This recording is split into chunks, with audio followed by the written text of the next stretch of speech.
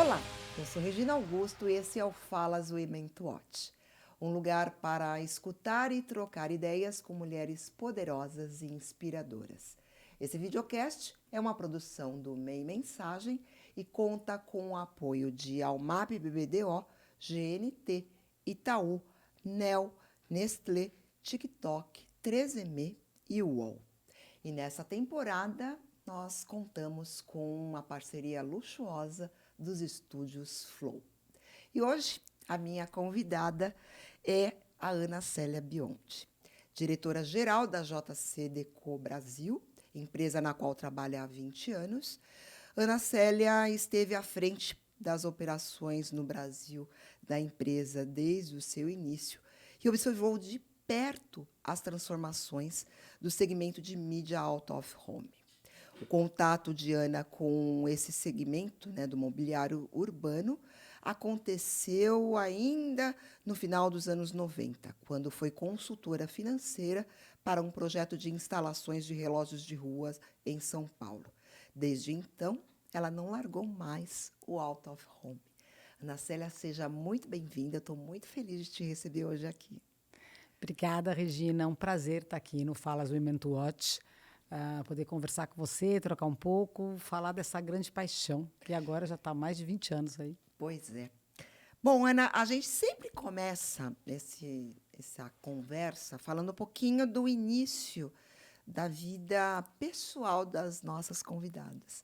E você tem uma trajetória que eu acho super bacana, porque você, desde muito cedo, já tinha uma veia empreendedora, né? Ali, antes mesmo de você cursar a faculdade, com 16, 17 anos, você já tinha ali um negocinho. Conta pra gente como que foi essa sua experiência. Eu, com 15 anos, fui para os Estados Unidos fazer um intercâmbio.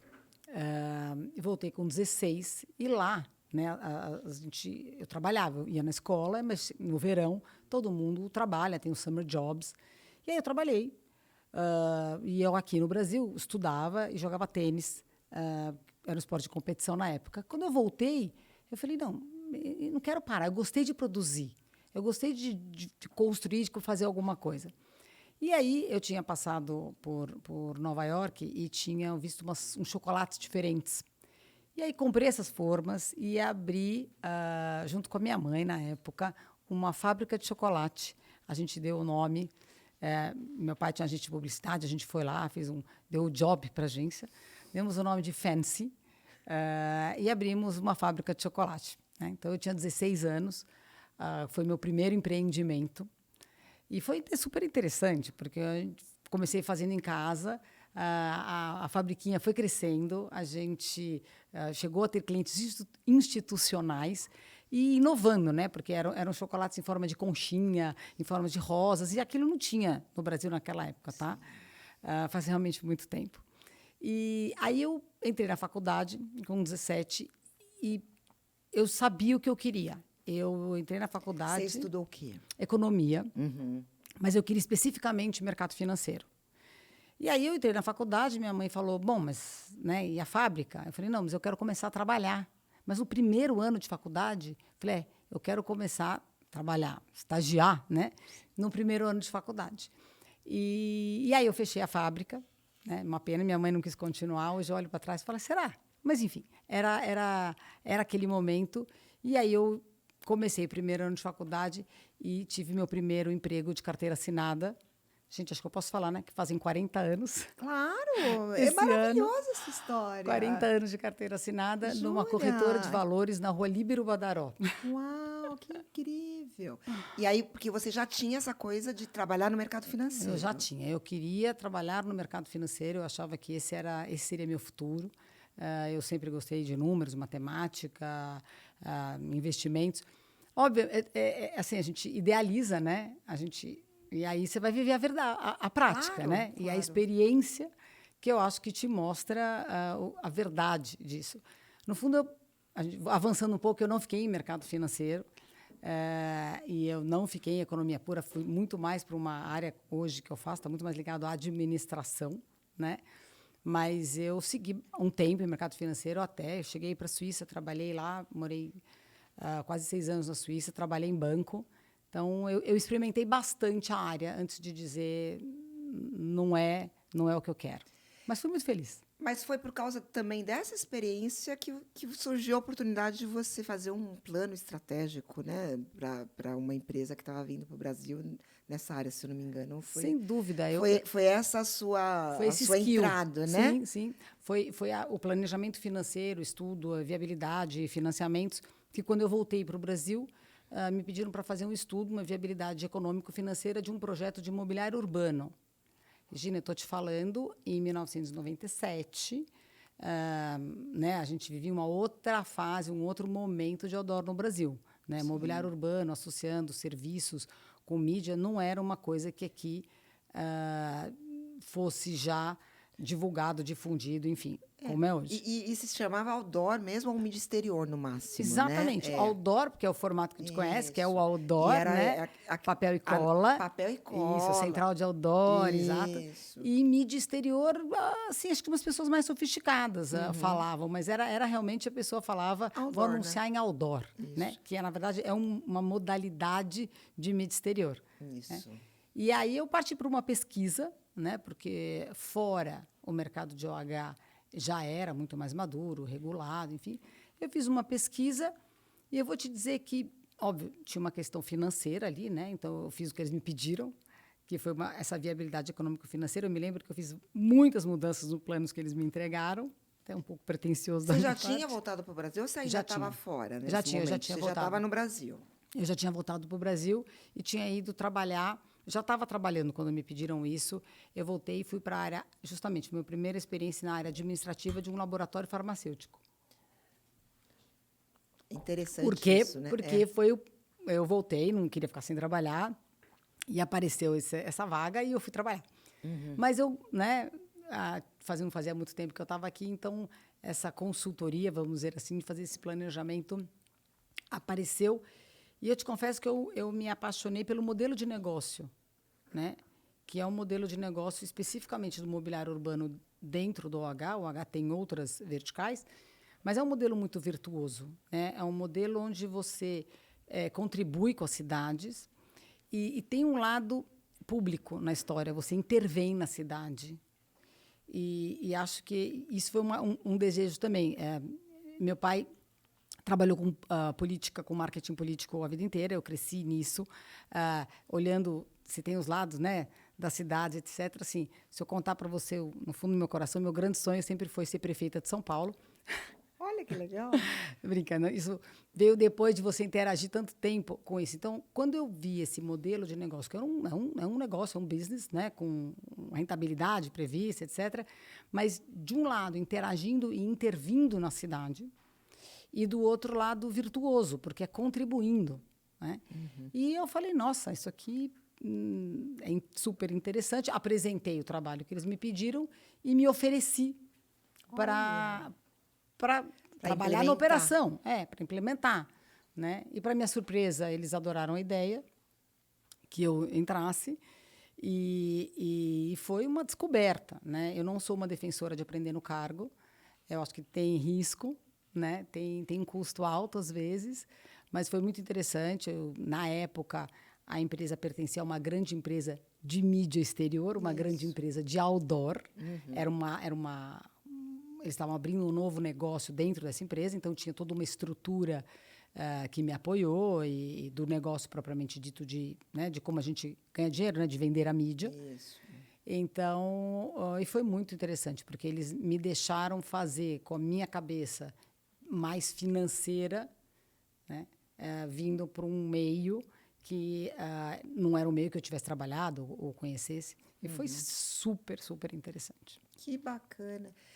Isso a gente está falando de um momento muito diferente do atual e pré-Lei Cidade Limpa. Né? Porque aí eu acho que teve uma virada de chave no setor como um todo, né? Você que é testemunha e agente dessa transformação, conta um pouco para a gente o impacto desse momento para o setor.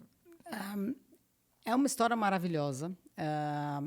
São Paulo saiu de uma situação de caos absoluto para uma das cidades mais reguladas do mundo.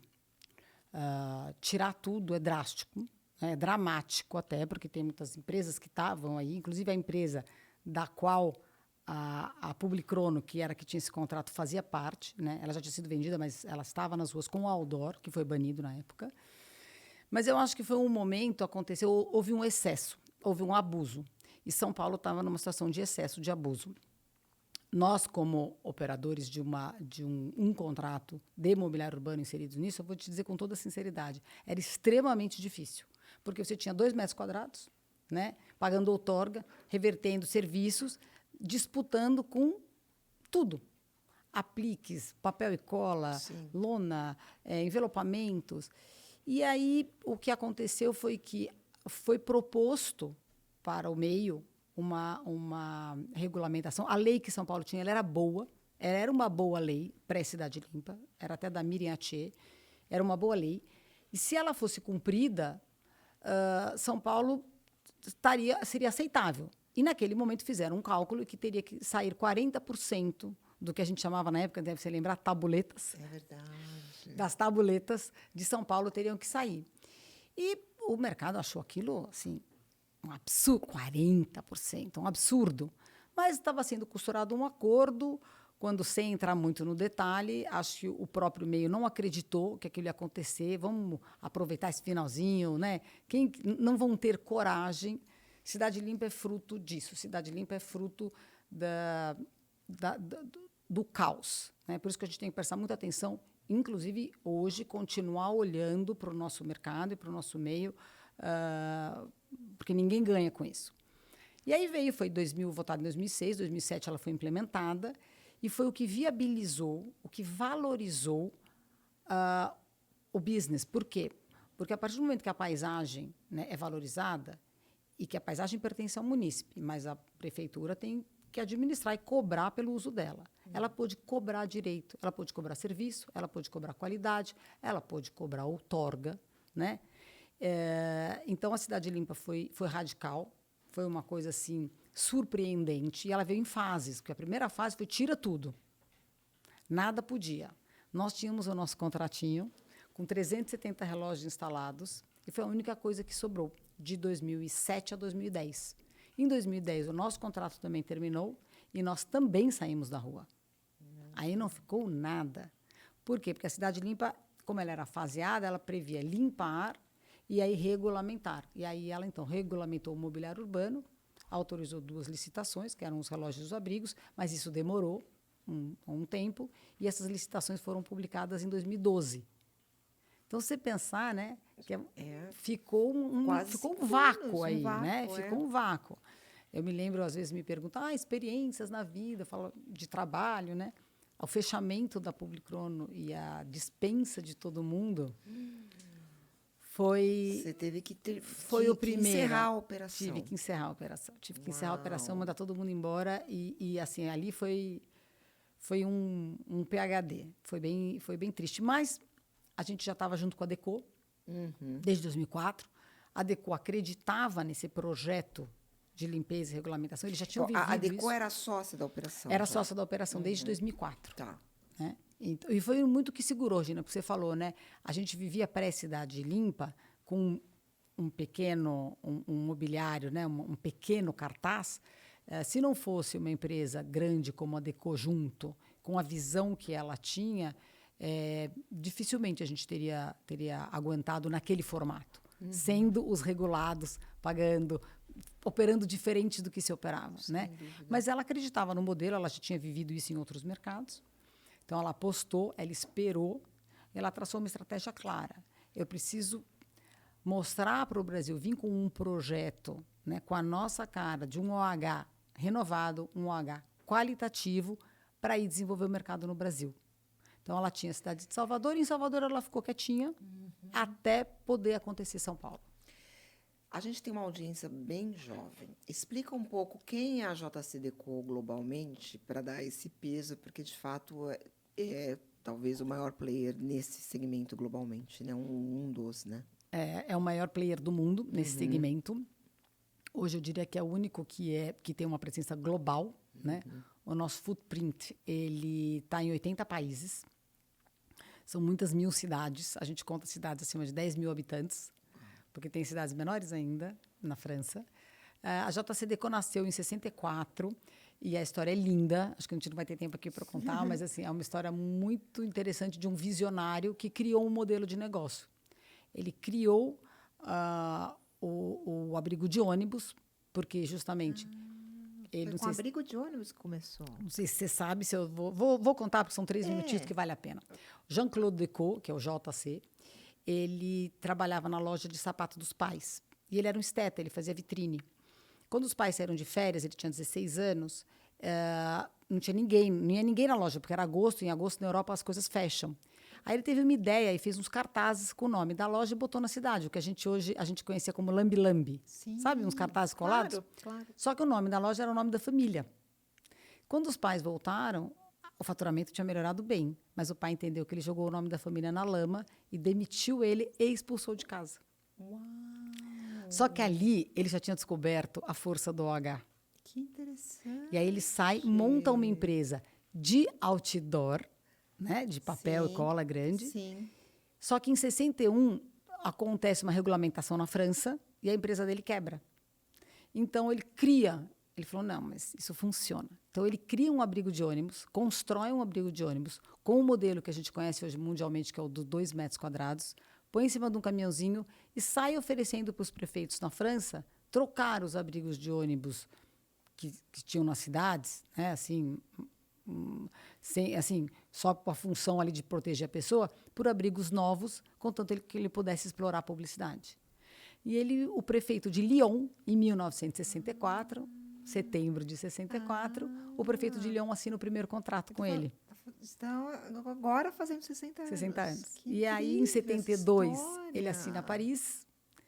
E aí começa uma história maravilhosa de um visionário que cria um modelo de negócio, percebe que o abrigo está onde para o ônibus, então que ele precisa criar outros mobiliários para poder estar em outras partes da cidade.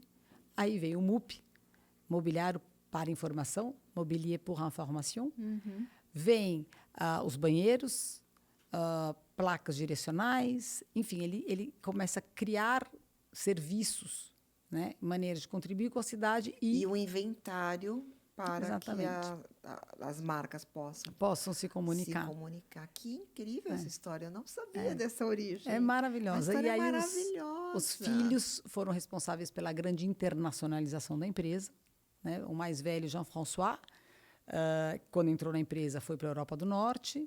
O Jean-Charles, que é responsável pela nossa operação, 10 anos mais novo, quando assumiu, foi para a Europa do Sul e abriu Ásia. E hoje são mais de 80 países onde nós estamos presentes. Somos um pure player, a gente só faz mídia exterior, né? Mobiliário urbano, mídia em transportes, que veio depois, aeroportos, metrôs, trens, tramways e grandes formatos. E, enfim, a história é super interessante, acho que os filhos honram até hoje, né? E a base foi toda construída em design, né? Hoje a gente chama de sustentabilidade, mas ele falava responsabilidade, né? Era uma empresa responsável que trocava com as cidades, né? Design e qualidade. Então, quando eu digo que a Decaux queria uma oportunidade para trazer um projeto Decaux para o Brasil, era isso, era trazer um projeto onde se investe no design, o relógio foi desenhado pelo Carlos Bratic, onde se investe na qualidade do produto, porque, bem ou mal, né, a gente reúne marcas a consumidores, a gente é responsável por acolher as marcas, né? Acho que todas as grandes marcas do mundo são clientes da Decaux no mundo, em algum lugar do mundo. Exatamente. E hoje é uma grande responsabilidade você expor a marca do outro, né? Todos os nossos mobiliários são assinados com o nome da família, né? Em vez de dizer eu assino o meu nome, é porque eu garanto que...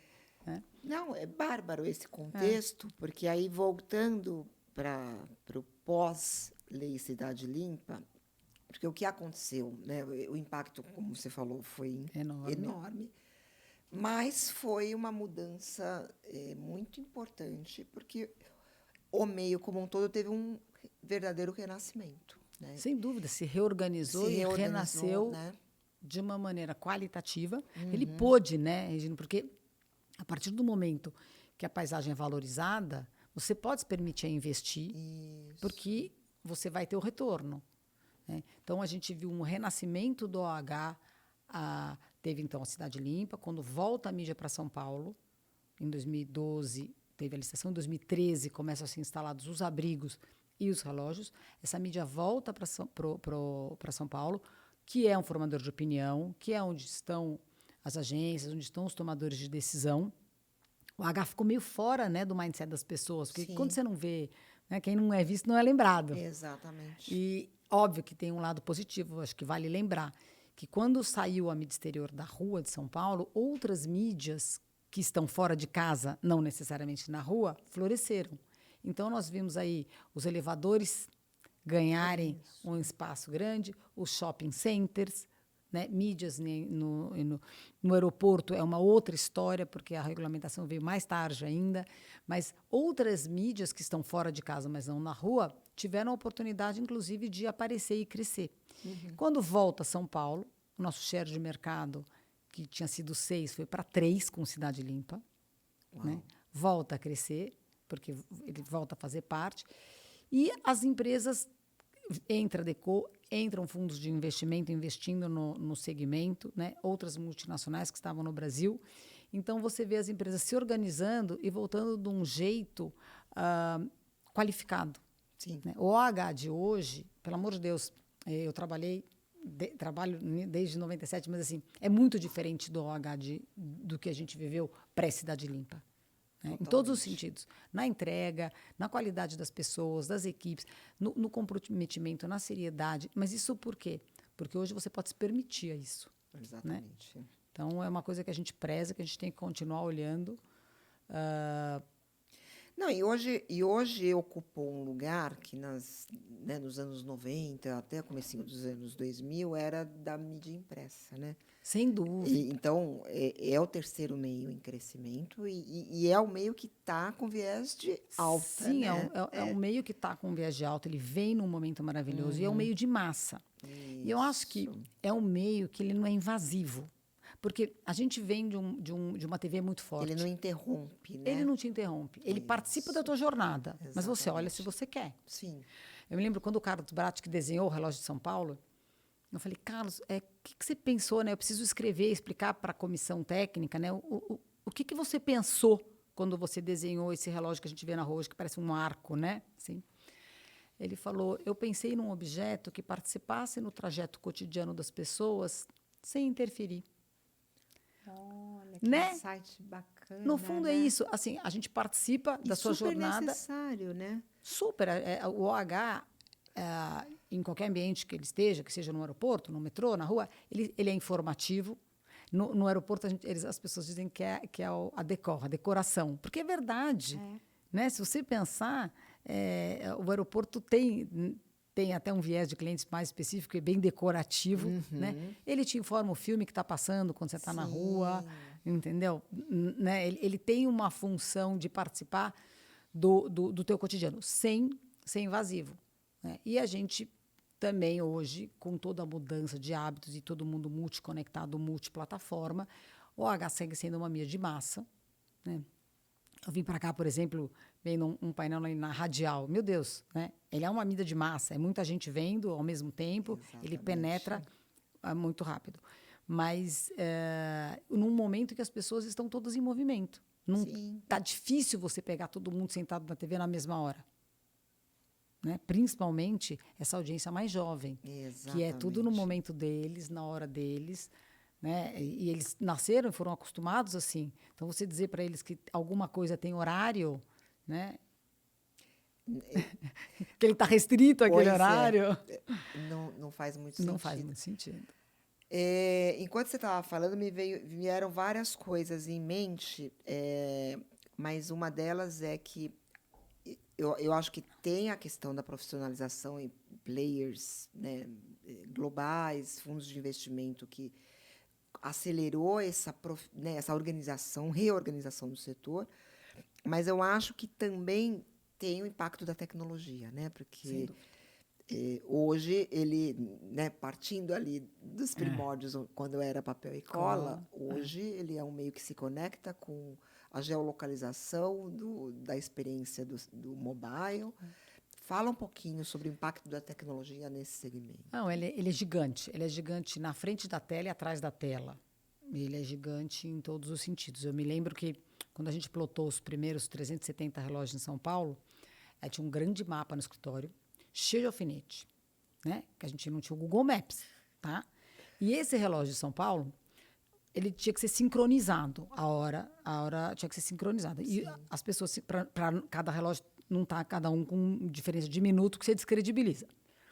E os sincronismos eram feitos via rádio. E o nosso engenheiro, eu estou chegando, aí você pode imaginar, eu entrando, financeira, estou chegando para discutir sincronismo de hora. Vamos lá. A gente tinha um engenheiro que era velejador, e ele já usava o GPS. Estou te falando GPS que não tinha no teu relógio, tá? Tinha em barcos, era um equipamento quase militar. Não tinha nem nos carros Imagina, ainda, né? não, nós estamos lá em 97. Aí ele fala, olha, Nacélia, se a gente comprar um GPS, descartar a latitude e a longitude, descartar, a gente usa a hora. E como é um sistema de satélite, vão ser todos iguais. A gente põe um GPS em cada relógio. Não temos conectividade, né? Interessante. Aí eu falei, beleza, vamos tentar, então, fazer isso, né? Todo mundo, você é maluca? Mas o cara realmente, de novo, era um visionário. A gente não tinha Decor nesse momento, estamos aqui, uma empresa brasileira, 100%, com esse engenheiro velejador.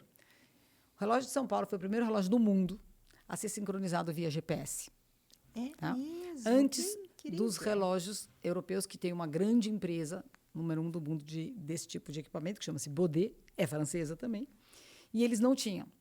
Então, o nosso relógio de São Paulo ele era sincronizado pelo GPS, e aí eu precisava explicar para a equipe comercial que isso era uma grande coisa. Então, eu precisava explicar o que era o GPS. E eu me lembro que tinha o diretor comercial da empresa na época, era o Álvaro Almeida, e explica. Chegou no final, ele falou, olha, eu vou falar assim, gente, assim, ó, esse tal de Geraldo Pereira de Souza, eu não sei bem o que ele faz, mas ele é muito importante. Geraldo Pereira de Souza era o GPS. A gente tinha um em cada relógio. Quando tinha a variação de tensão em São Paulo, eles queimavam. E hoje, pós-revolução tecnológica, a gente tem um GPS no centro de operações. Todos os relógios estão conectados a ele.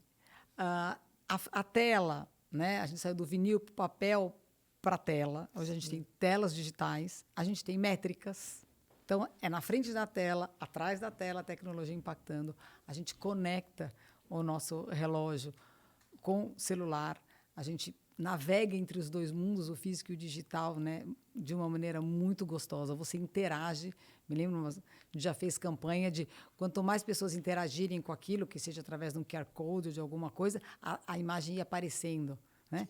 Você imagina a gente pensar isso lá atrás. Então, sim, acho que não existe revolução sem tecnologia, né?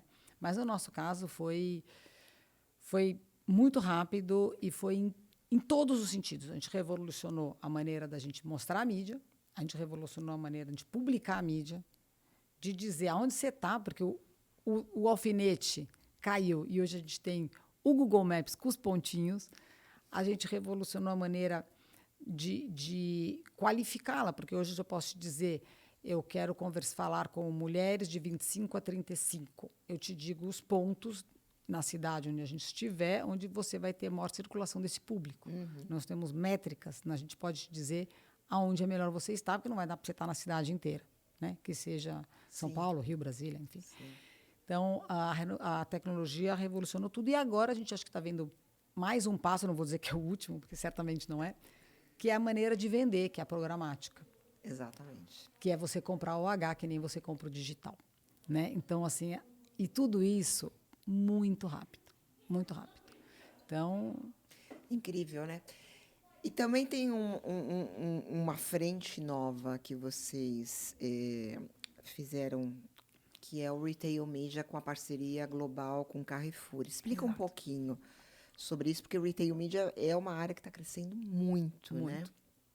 É essa questão de onde estão as pessoas, né? Então, é o target. Então, de novo, antes você com poucas... o seu planejamento era um pouco mais simples. Hoje o planejamento é complicado, porque as pessoas estão em movimento. Onde elas estão? Elas estão no digital. Aonde? Elas estão na rua. Aonde? O que a gente fez com o Carrefour, a Decor tem Retail Media, ela trabalha desde shopping malls, supermercados, etc., no mundo, muito forte, tanto com os Estados Unidos quanto a Europa. Aqui a gente não tinha. E a gente, dentro da estratégia, né, a gente desenvolveu mobiliário e transportes e estava esperando por um contrato significativo. A gente já tem bons operadores operando outras plataformas, como shoppings, etc. E o acordo com o Carrefour ele envolve dados. Ou seja, o grupo há muito tempo trabalha nisso e entende que audiência, você tem na rua gigante, você tem no metrô. Se você tem uma audiência em volume menor, ela precisa ser qualificada, você precisa buscar target.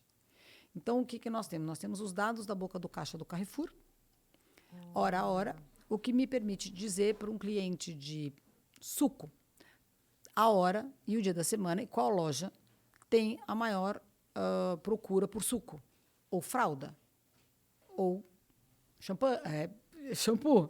Né? Então, você consegue dar essa informação e medir essa informação. Eu falo, tá bom, então eu vou botar nessas lojas e nessas eu não vou colocar e nós vamos ver que loja se reagiu, se vendeu mais. Teste, né? Lift. Então, assim, hoje a gente consegue fazer grupo controle, né? E é maravilhoso. Por quê? Porque o cliente tem que ir onde está o consumidor, né? Então, com isso, você vai com um target muito preciso. Né? Então, a gente enxerga a mídia hoje, o dado é muito importante. Ao dado, você ter a possibilidade de ter o dado de retail ali dentro é fantástico. Então, o grupo investe demais nisso. Né? A gente tem DMP própria, a gente tem um ecossistema de dados extremamente desenvolvido, coordenado, obviamente, na França, com todas as filiais. Né? Que incrível. Bom, acho que a gente teve uma aula sobre o OH, mas eu não posso deixar de falar um pouco também sobre o fato de você ser uma líder e ser mulher. Eu acho que isso é importante porque, infelizmente, a gente ainda não é maioria, muito pelo contrário, e você já é uma liderança há muito tempo. Né? O setor já teve outras líderes mulheres, hoje você talvez voltou a ser a única.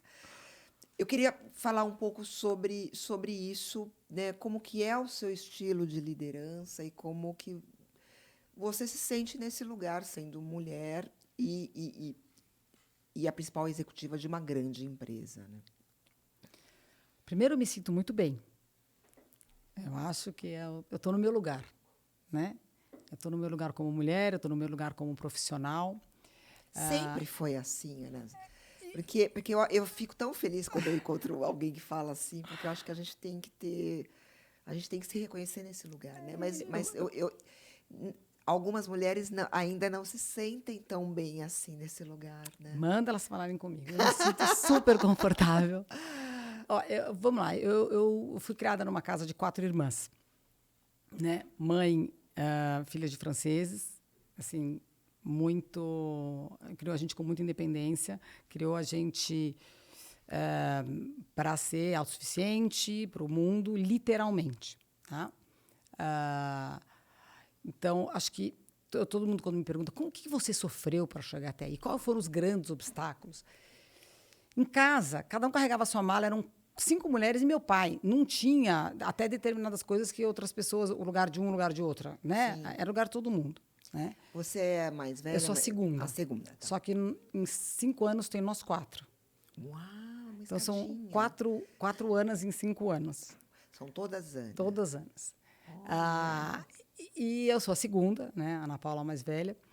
E a gente, assim, era muito colaborativo, porque, de novo, era meu pai, nós 5, né? A gente sempre foi bastante pautado, o esporte fez muito parte. Então, a gente sempre também estava jogando, estava competindo, estava em clube. Eu acho que esse ambiente diverso ajuda muito, né? Ajuda bastante. E eu escolhi, quando eu digo que eu quis, eu fiz o chocolate, foi maravilhoso, mas quando eu fui para o mercado financeiro, ali sim é homem. Né? Quando eu fui trabalhar na Ribeirão Badaró, era proibido mulher almoçar na Bolsa e no restaurante do Jockey. Então, o Jockey era lá no centro, lembra? Tinha um Jockey no centro, tinha um restaurante que era bem bacana. era proibido. Que era perto da São Francisco ali, né? Isso, ele fica ali na Rua Boa Vista, ficava ali na esquina. Isso. E o restaurante da Bolsa e o do Jockey não podia entrar mulher. Você tá brincando. Mas aquilo, se você falar assim, eu tô conversando isso, eu tenho uma enteada de 23 anos, comentando isso, ela fica verde. Não era um absurdo, mas não me afetava. Eu não me sentia menos, eu não me sentia... Acho que, por alguma razão, poderia ter sido um trauma. Não, né? Sabe o que eu fiz naqueles anos? Eu descobri o centro. Meu Deus, como eu passava naquele centro. Eu ia na ladeira Porto Geral, isso. Eu andava para cima, eu andava para baixo. Eu descobri o centro, eu estudava, então também fazia, né? Fazia trabalho, etc. Mas eu entrei num mundo masculino que eu hoje, olhando para trás, falo, uau, não podia ir no restaurante. É que naquela época, né, a gente não tem tanta diferença assim de idade. A gente não tinha uma noção que era bom, porque a gente era muito jovem, a gente queria conquistar os nossos espaços. Exato. Né? E ir embora. Mas eu não me sentia aquilo.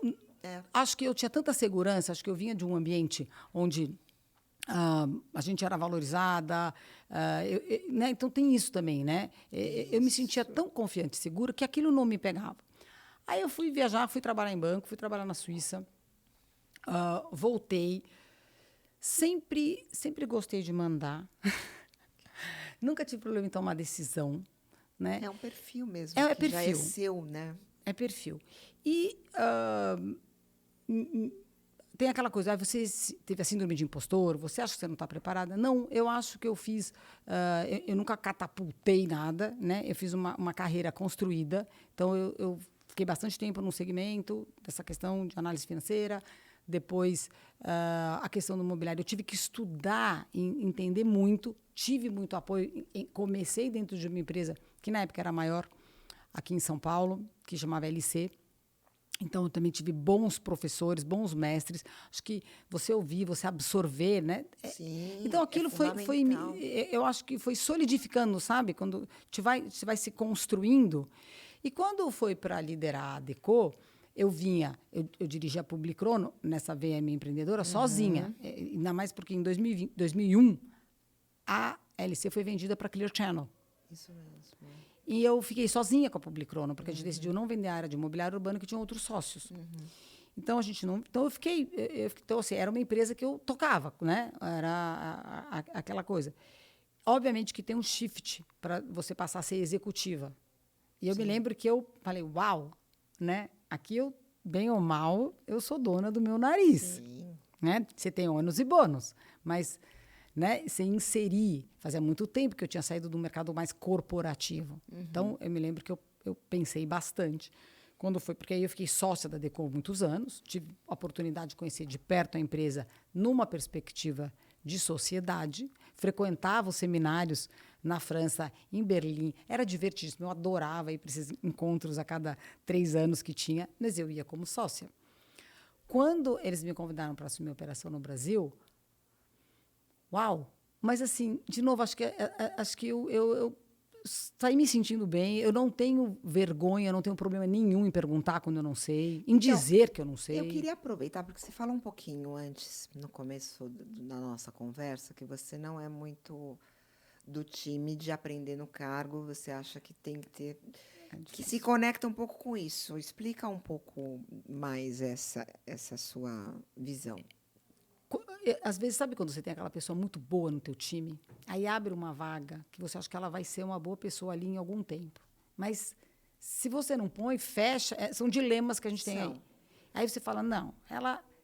E aí você catapulta a pessoa e é um jeito... Pode dar muito certo, mas você pode queimar, pode dar muito errado. Eu já tive experiências assim na minha vida. É uma aposta, acaba sendo, né? E eu já tive experiências não boas de pessoas que eram muito boas da equipe e que a gente, para não perder uma oportunidade, tomou uma decisão de botar e a pessoa não estava preparada.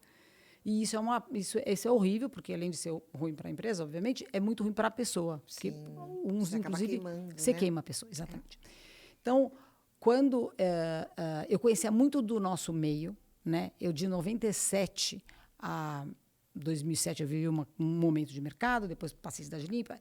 Eu fui basicamente consultora, porque eu tinha concessão pública desde 97, então eu estava sempre muito próxima, debatendo. Eu tinha muito conhecimento de onde eu estava inserida, né? Então, isso me dava muita tranquilidade e segurança. Eu falei, bom, processo, né? Porque acho que, né, não é, né, já eu tenho uma base teórica que me permite entrar nisso. E aí, o que você faz? Você senta, você pergunta, você aprende, você olha, né, dá trabalho, mas não é... foi mais divertido até do que desafiador, né? E a Decor é uma empresa global, mas ela tem um olhar local. Acho que o segredo do sucesso dela é esse, né? Ela é uma empresa global, a gente tem, obviamente, guidelines globais, a gente tem ferramentas globais, sistemas, etc., mas ela tem um olhar local. Tanto que ela privilegia ter sócios nos países. Quando ela encontra pessoas que têm fit com a empresa, ela gosta de chegar e ter sócios locais. Então, esse olhar local permitiu eu trazer muita coisa para eles e absorver coisas deles, né? Claro. Então, foi uma troca muito interessante. E aí, voltando, né, no ser mulher, eu acho que a gente tem ainda muitos desafios. Eu me preocupo com esses números quando a gente olha, né?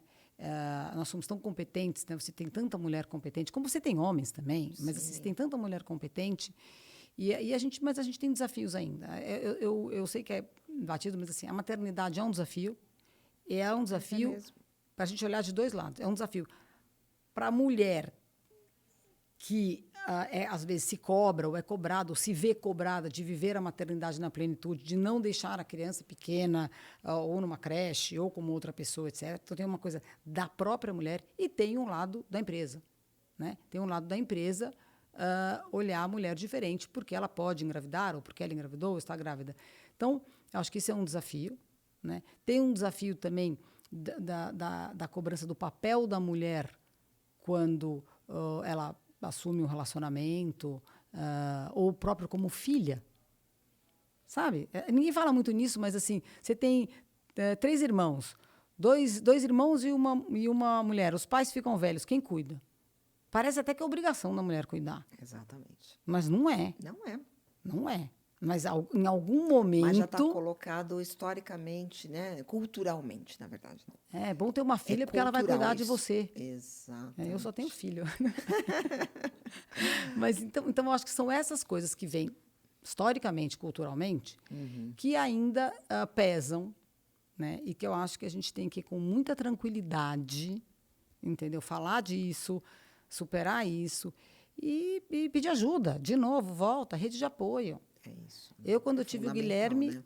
eu estava na Publicrono, tinham 369 relógios marcados. Ele nasceu um pouco antes, eu sempre falo isso. Ficou faltando 370, né? Eu voltei a trabalhar, ele tinha 15 dias, mas para mim foi tranquilo. Sim. Isso não é uma regra. Para Exatamente. mim foi tranquilo. Amamentei. Acho que eu aproveitei todos os momentos de mãe sempre trabalhando. Acho que, como eu sempre falo, ser mãe colaborou muito com a Ana Célia profissional e ser uma profissional colaborou muito com a Ana Célia mãe. Sim. Então, acho que são papéis que se complementam gente, eles se melhoram, né? Mas não é fácil. Não é mesmo. Pelas cobranças que a gente tem com a gente, pelas cobranças que os outros, às vezes, fazem da gente e pela própria visão da empresa. Sim. Né? Então, a gente vê melhoras aí. A Decor, aqui no Brasil, nós somos uma empresa cidadã, então nós damos 6 meses de licença maternidade. A gente tem um target de feminização global, que é de 40% das mulheres em comitês executivos. Logo que a gente anunciou isso, eu fui a primeira a apanhar. Por que 40 e não 50? Eu falei, porque isso é um número para o mundo inteiro. Então, você tem países no Oriente Médio, você tem países em alguns lugares, né, que isso é um desafio gigantesco. Gigante, e não vale porque dizer... eles partem de um outro lugar, né? Sim, e não vale dizer, na França, nos Estados Unidos, no Brasil, é tanto... Não, é para todo mundo. Claro. Então, o programa... Uma régua só. Né? É uma régua só. Então, nós temos aí, para 27%, 40% de feminização. Nós já estamos aqui em 44%. Uau, que legal. Mas você precisa olhar para isso. Isso. E foi maravilhoso. A gente tem que se colocar esses objetivos. Acho que as empresas têm que fazer isso proativamente. Tem Por quê? que ter Porque as metas. chegou o objetivo, você olha proativamente, você toma providências. Isso não acontece, infelizmente, não acontece se você não...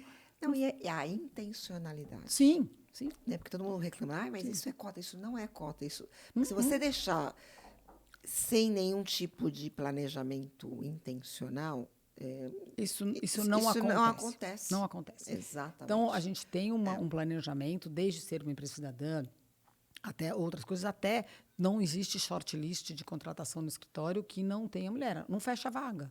Ah, mas vai demorar mais. Vai. Sim. Tem áreas que É a gente isso. ainda tem Mas mais. Vai demorar mais. Podia demorar. Nossa média de vaga para determinado era 1 mês e meio, passou para 3. Se a gente não fizer, não tiver uma intencionalidade, não vai acontecer. E isso não me... De novo, tá? Não me constrange, eu não me sinto diminuída por ter que fazer isso. Eu acho que é a realidade. E o melhor é encarar e trazer. E que a gente pode fazer também, pessoas como você, como amigas minhas, é conversar com essa meninada que está vindo. Isso. Entendeu? Obviamente, inspirar é uma palavra até um pouco pretensiosa, mas é conversar, é trocar, e é mostrar que é super possível. É super possível. É isso mesmo. Né? Eu, às vezes, até preciso tomar cuidado, porque na família agora tenho sobrinhas, tenho enteadas, né? Então, a xiita do... Mas eu acho que é um pouco isso mesmo. Eu sei bem do que você está falando. A gente, infelizmente, está se encaminhando para o final da nossa conversa e a gente tem aí, para a gente dar uma descontraída, tem uma reta final aqui, que é uma brincadeira. Eu falo uma palavra e você fala o que te vem à mente, assim, quando eu falo uma palavra. Um propósito. Ajudar. Um acerto. Ser mãe. Um erro. Parar de jogar tênis. Até hoje. A gente está gravando isso durante as Olimpíadas, isso, né, o episódio vai ao ar depois. Imagina quando você fica vendo. É uma paixão. OH. Uma dica, pode ser uma dica cultural, alguma coisa que você goste muito, enfim, que você queira compartilhar. Ler. Leiam mais. Não leiam... leia livro. Começo, meio e fim. Você tem algum livro que você indicaria? Alguma coisa que não precisa ser o que você está lendo agora, mas um livro que é importante na sua vida? Assim? Eu adoro ler. A gente lê muito em casa. Deixa eu pensar, livros incríveis. Eu sempre falo, Cisnes Selvagens, 3 gerações de mulheres na China. Maravilhoso. Vale muito a pena ler. Invernos na Ilha, do Rodrigo Duarte Garcia. Uma delícia de livro. Você sabe que eu estou com ele em casa e eu não li. É porque eu tenho uma pilha de livros lá. Mas ele é muito bom, maravilhoso. Tudo do James Michener, porque é romance, mas é a história dos países, desde o comecinho. Exatamente. Então, ele tem obras-primas como México, Polônia, Península Ibérica, Havaí. Então, James Michener, se achar, pega porque é difícil. Que bacana. Então... E, para finalizar, um conselho. Eu escrevi na minha coluna para o Must Watch sobre experiência. E quando eu falo experiência, é todo tipo dela. E o conselho que eu posso dar é acumule muita experiência. Viagens, relacionamentos, conversas, palestras, óbvio, cursos, leitura. Tudo é experiência. E essa experiência vai nos construindo. Né? E aí, quando você, às vezes, tem que tomar uma decisão, tem que pensar alguma coisa, você não sabe nem do que você está se baseando, mas alguma coisa que já passou na sua vida, que tenha sido numa descoberta cultural, que tenha sido numa conversa, aquilo ali vai te dar a base. Então, eu acho que valorize e invista na diversidade de experiências. Maravilhoso. Querida, que papo delicioso. A gente podia ficar aqui muito mais tempo, mas a gente tem que encerrar. E antes da gente fechar o episódio, se você quiser, enfim, indicar alguma coisa sobre a JCDecaux, sobre algum conteúdo que você acha relevante, Aí a gente fecha essa conversa. Bom, primeiro, muito obrigada. Foi um papo delicioso. E a gente faz 60 anos esse ano. 60 anos, essa história inspiradora e maravilhosa. Se vocês quiserem saber um pouquinho mais sobre ela, no site da JC Deco ela está contada e ilustrada em detalhes e com fotos muito lindas. Muito obrigada, Regina. Eu que te agradeço, foi ótimo. E a gente encerra por aqui mais um episódio do Falas Women to Watch. Não deixe de se inscrever no nosso canal do YouTube e seguir a gente nas diversas plataformas de podcast. Até a próxima!